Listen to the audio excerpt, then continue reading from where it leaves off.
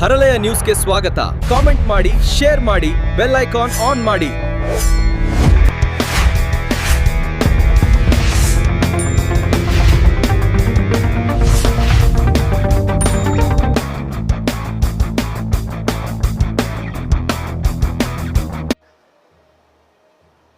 ಒಂದು ಘೋಷಣೆಯನ್ನ ಮಾಡಿದ್ದೆ. ಆ ಘೋಷಣೆ ಏನಪ್ಪಾ ಅಂತಂದ್ರೆ, ಪ್ರತಿ ಜಿಲ್ಲೆನಲ್ಲಿ ಒಂದು ಮೆಡಿಕಲ್ ಕಾಲೇಜನ್ನು ಮಾಡಬೇಕು, ಪ್ರತಿ ಜಿಲ್ಲೆನಲ್ಲಿ ಒಂದು ಮೆಡಿಕಲ್ ಕಾಲೇಜನ್ನು ಮಾಡಬೇಕು ಅಂತಕ್ಕಂಥ ಘೋಷಣೆಯನ್ನು ಮಾಡಿದ್ದೆ.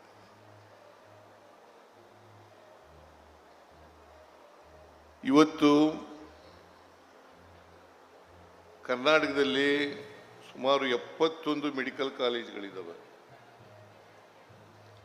ಆ 71 ಮೆಡಿಕಲ್ ಕಾಲೇಜುಗಳಲ್ಲಿ